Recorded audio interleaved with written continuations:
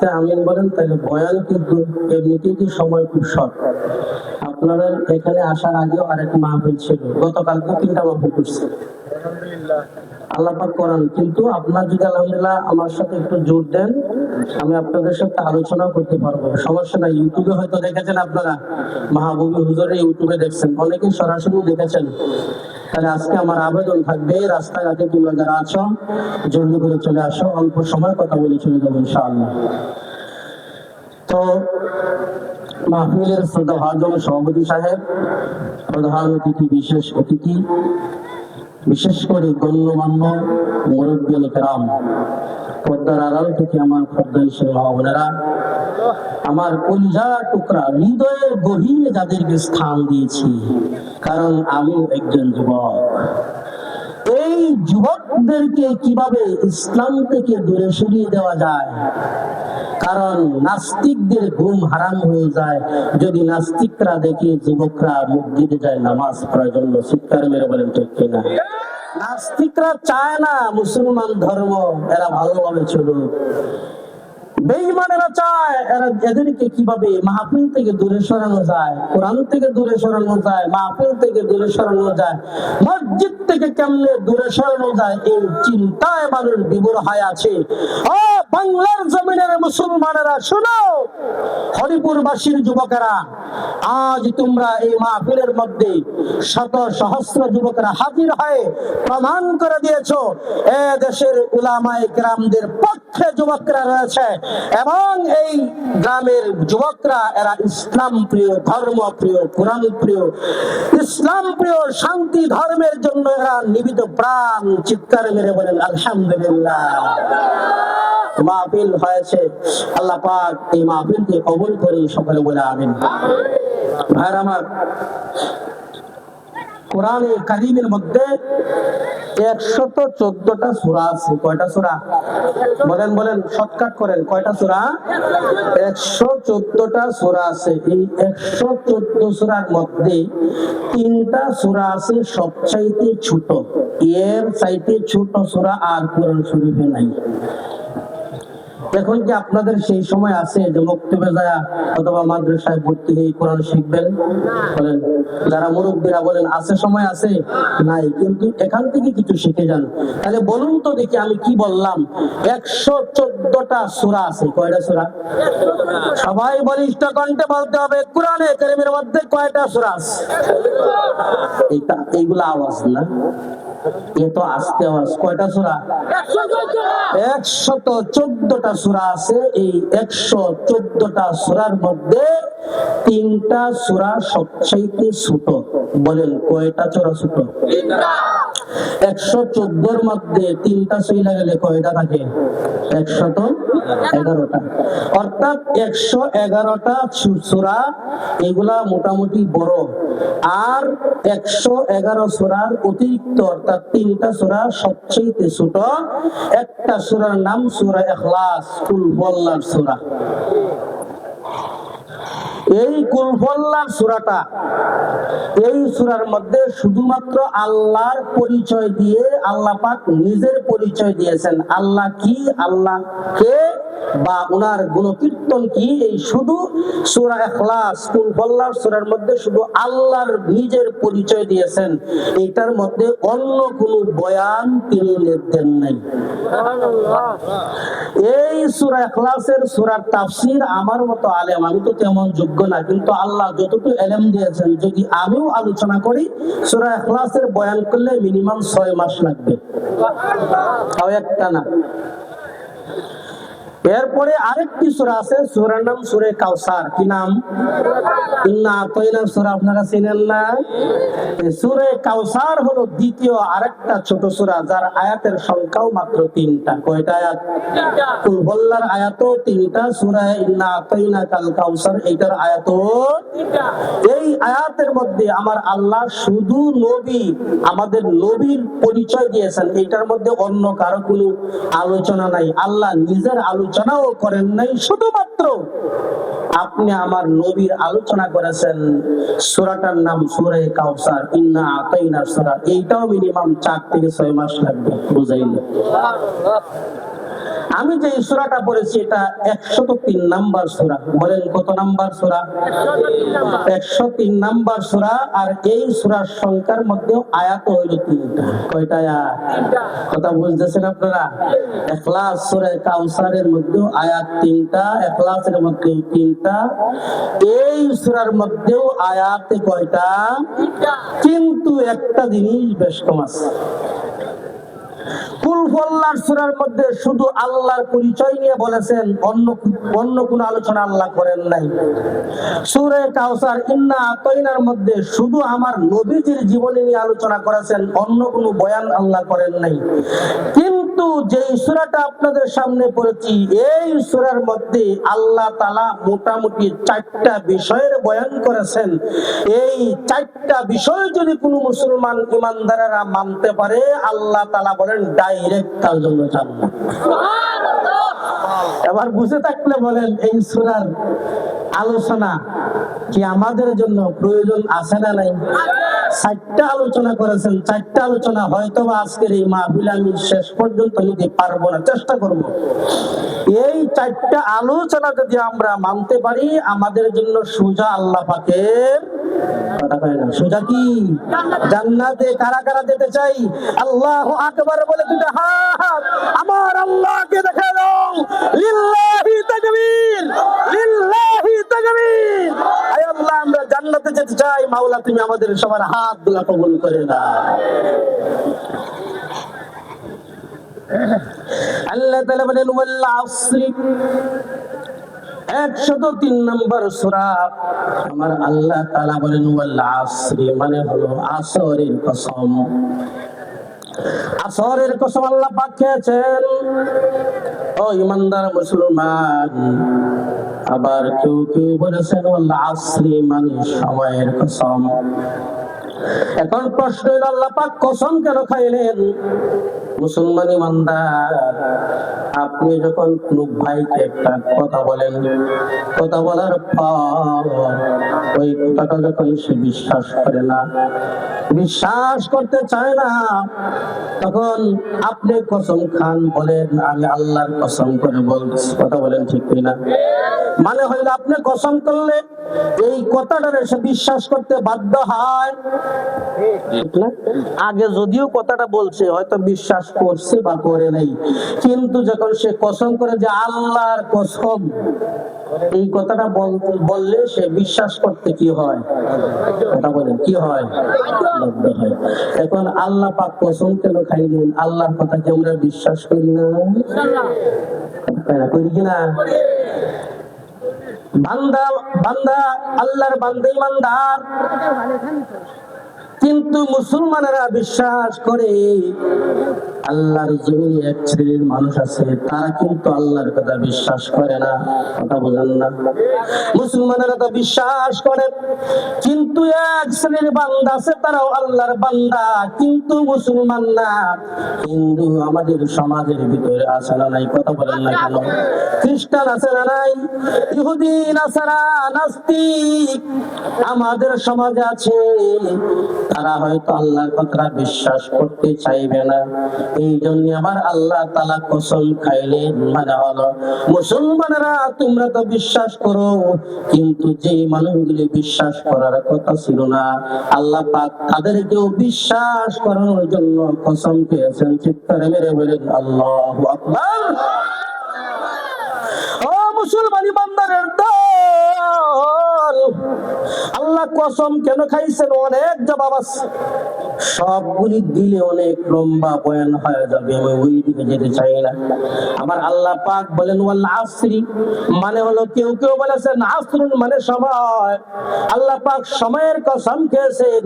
আবার কেউ কেউ বলেছেন ওয়াল আসরি মানে আসরের নামাজের কসম, আল্লাহ পাক ফজরের নামাজের কসম এই আয়াতে করেন নাই। জোহরের নামাজের কসম আল্লাহ পাক করেন নাই। আল্লাহ পাক মাগরিবের নামাজের কসম এই আয়াতে করেন নাই, এশার নামাজের কসম আল্লাহ পাক এই আয়াতে করেন নাই।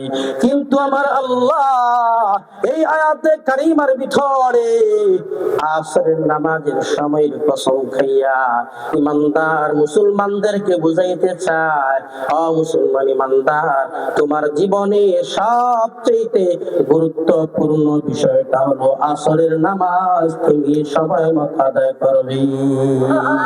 ইয়া ইলাহি তু মেরা সত্তার है, या इलाही तू मेरा गफ्फार है, या इलाही तू मेरा माबूद है, या इलाही तू मेरा माशूक है। এই ইমানদার মুসলমান ভাইরা রে আমার, জোহরের নামাজের সময় দেখো বড় লম্বা, ফজরের নামাজের সময় আরো লম্বা, পক্ষান্তরে মাগরিবের নামাজের সময়টাও মোটামুটি লম্বা, এশারের নামাজের সময়টাও লম্বা, কিন্তু দেখো আসরের নামাজের সময় বড় অল্প। দিন শেষ হওয়ার পর মানুষ কাজটারে দিনে দিনে তাড়াতাড়ি শেষ করতে চায়, সব কাজগুলি তাড়াতাড়ি শেষ করতে যাইয়া অনেক সময় আসরের নামাজের বেহাল হয়ে যায়, আসরের নামাজের সময়ের প্রতি তেমন গুরুত্ব থাকে না। এই জন্যই আমার আল্লাহ তাআলা আসরের সময়ের নামাজের কসম খায়া বলে, ও বান্দা, 4 ওয়াক্ত নামাজ তো সঠিকভাবে আদায় করবা, পাশাপাশি আসরের নামাজের কসম খাইলাম তোমার জীবনে আসরের নামাজটাও গুরুত্বের সাথে আদায় করবা। আল্লাহু আকবার। আর আমার বন্ধুরা আমার, আর যদি বলেন বল আসরি সময়ের কসম, আল্লাহ পাক সময়ের কসম কেন খাইছে রে বাবা? এই দেখো তোমরা যারা বসছো, কারো বয়স 80 বছর, কথা বলেন, কারো বয়স 70 বছর, কারো বয়স 90, কারো বয়স 105, 10 হয়ে গেছে, আবার কারো বয়স 15, 16, 10 থেকে শুরু করে বিভিন্ন শ্রেণীর বয়সের মানুষেরা এখানে বসছেন। আমার আল্লাহ পাক সময়ের কসম করে জানা দেয়, এই বান্দে ইমানদারের দল, দুনিয়ার জমিনে যখন আসছো, দাদার পরে বাবা আসছে, বাবার পরে সন্তান, সন্তানের পরে নাতি, কিন্তু দুনিয়ার জমিনে আসার সিস্টেম আছে রে বান্দা। মরণের জন্য যখন ডাক দেওয়া হবে, বান্দা তুমি যখন আসবা, তোমার আসার মধ্যে কোনো সিস্টেম নাই। চাইয়া দেখো দাদা বেঁচে আছে, নাতি দুনিয়ার জমিন থেকে চলে গেছে, আছে না? এ বান্দা ইমানদার, আল্লাহ পাক বলে বান্দা চাই দেখো বাবা বেঁচে আছে, সন্তান নাই। মানে হলো আল্লাহ পাক মোট কথা সময়ের কসম খাইয়া বান্দাদেরকে হুঁশিয়ার করে দেয়, এ বান্দে ইমানদার, দুনিয়ার জমিনে আসছে একটা সিস্টেম আছে, কিন্তু আমি আল্লাহ সময়ের কসম খাইয়া তোমার সতর্ক কইরা দিলাম, আসার সিস্টেম আছে, কিন্তু যখন ডাক দেওয়া হবে তোমার যাওয়ার কোনো সিস্টেম না, ঠিক কিনা? আল্লাহ পাক কসম খায় বলেন, ইন্নাল ইনসানা লাফি খাসর, সমগ্র মানুষ ক্ষতিগ্রস্তের মধ্যে আছে। ইমানদার নামাজিরাও ক্ষতির মধ্যে, বেনামাজিরাও ক্ষতির মধ্যে, উলামায়ে কেরামরাও ক্ষতির মধ্যে, গায়রে আলেমরাও ক্ষতির মধ্যে, মুসলমানেরাও ক্ষতির মধ্যে, কাফের বেঈমানেরাও ক্ষতির মধ্যে। এই আয়াত দ্বারা বোঝা যায়। কিন্তু মানুষ বড় পেরেশান, হায় হায়, যেহেতু আল্লাহ পাক কসম খায় বলেন ইন্নাল ইনসানা লাফি খাসর, সমগ্র পৃথিবীর মানুষ ক্ষতিগ্রস্তের মধ্যে। তাইলে বলেন নামাজ পড়লে লাভ কি হবে? আলেম হইলে লাভ কি হবে? মুসলমান হইলে লাভ কি হবে? আল্লাহ চিনলে কি লাভ হবে, আর না চিনলে কি লাভ হবে? আমার আল্লাহ তাআলা আল্লাহু আকবার বলেন। আল্লাহ পাক বলে বান্দারে টেনশন করিস না, আমি আল্লাহ কায়দা কুল্লিয়া দিয়ে দেই। এই আয়াতের মধ্যে যদি আমি ব্যাখ্যা কইরা তোমার বুঝাই নাই, কিন্তু শোনো, সব সব মানুষ ক্ষতির মধ্যে, কিন্তু 3 শ্রেণীর মাল বাদে সব মানুষ সফল কাম। চিৎকারে মেরে বলেন সুবহানাল্লাহ। এই আয়াতের যদিও বোঝা যায় আলেম গায়রে আলেম, মুসলমান কাফের বেঈমান সব মানুষ ক্ষতির মধ্যে, কিন্তু আমার আল্লাহ আরেক আয়াতে পরিষ্কার উল্লেখ করেছেন 3 শ্রেণীর মানুষ বাদে আর সমস্ত মানুষই তারা সফল, সমস্ত মানুষই জান্নাতি, সমস্ত মানুষই সফলকাম, সমস্ত মানুষই তারা একমাত্র আল্লাহর দিকে ধাবিত। চিৎকারে মেরে বলেন আল্লাহু আকবার। তাইলে কি বোঝা গেল? এই আয়াতে যদিও বলা হয়েছে সব মানুষ ক্ষতির মধ্যে, মানে নামাজি বেনামাজি মুসলমান কাফের সবাই ক্ষতির মধ্যে, কিন্তু আমার আল্লাহ পাক বলে না, এই আরেকটা আয়াত আমি বান্দা তরে নাজিল কইরা জানায়া দেই 3 শ্রেণীর মানুষ ক্ষতির মধ্যে। এই আয়াতে এই 3 শ্রেণীর মানুষের কথাই উল্লেখ করা হয়েছে। সেই আয়াতে কারিমাটাও আপনাদের সামনে তেলাওয়াত করে শোনায়া দিচ্ছি, একটু আল্লাহু আকবার বলে দেন। আমার আল্লাহ তাআলা বলেন ওয়ালাকাদ রাআনা লিজাহান্নামা কাসীরান মিনাল জিন্নি ওয়াল ইনসি লাহুম কুলুবুন লা ইয়াফকাহুনা বিহা ওয়া লাহুম আ'য়ুনুন লা ইবসিরুনা বিহা ওয়া লাহুম আযানুন লা ইয়াসমাউনা বিহা উলাইকা কাল আনআম বাল হুম আদাল উলাইকা হুমুল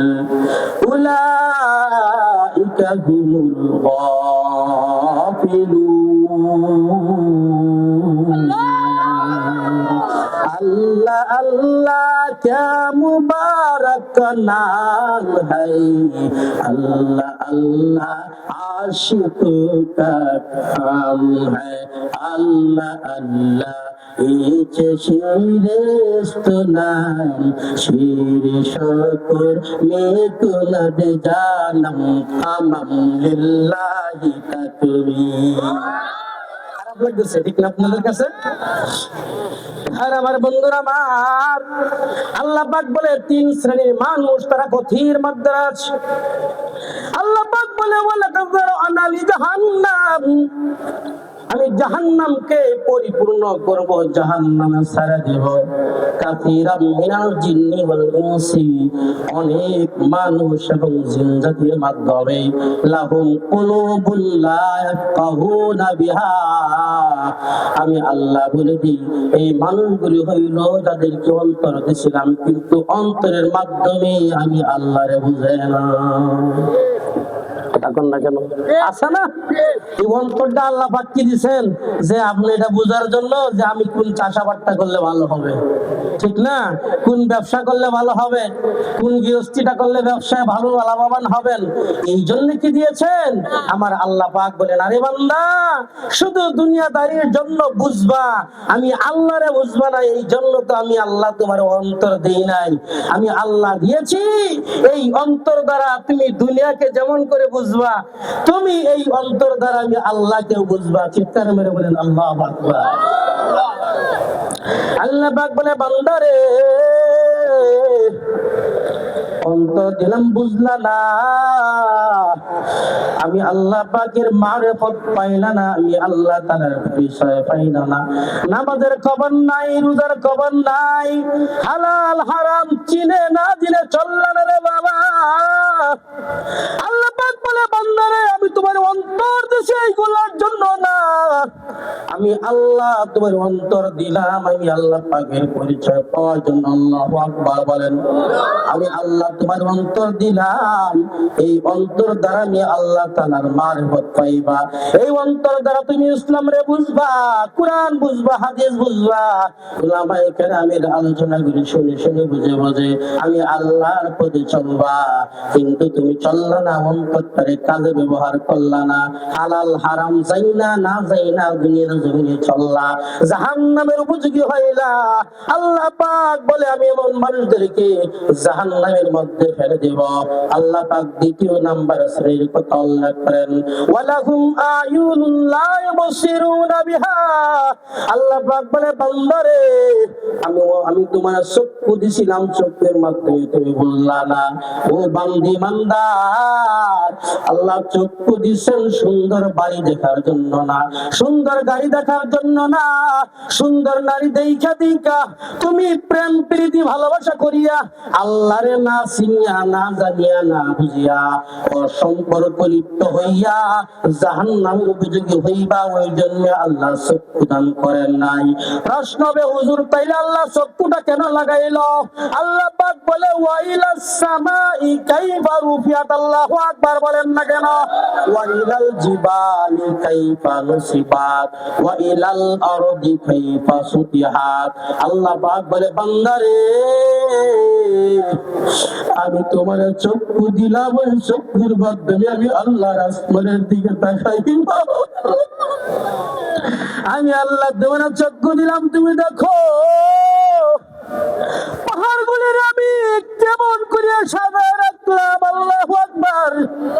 আল্লাহ পাক বলে বান্দারে আমি তোমার চক্ষু দিলাম, ওই চক্ষুর মাধ্যমে দেখবা দুনিয়াটারে আমি মাটির কেমন করে বিছাইলাম। এই মাটির উপরে একটু খনন করলেই মাত্র 5, 7, 10 হাত 50 হাত নিচে দেখবা পানি আর পানি। ও বান্দি মান্দার, অথচ দেখা যায় পানির মধ্যে একটা ইটের টুকরা অথবা মাটির টুকরা ফাললেই দেখবেন বা পানির নিচে ডুবে যায়। কথা বলেন না কেন?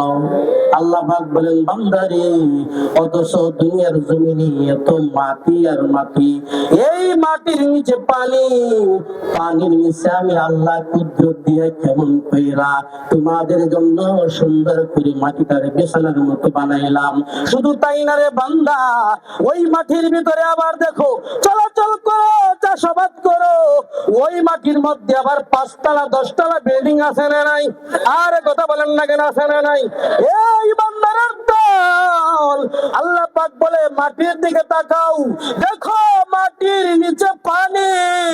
আমি আল্লাহর কারিশমা দেখা আমি আল্লাহরে চিনো, আমি আল্লাহর মারফত অর্জন করো। কিন্তু যদি তুমি আমি আল্লাহরে চিনলা না,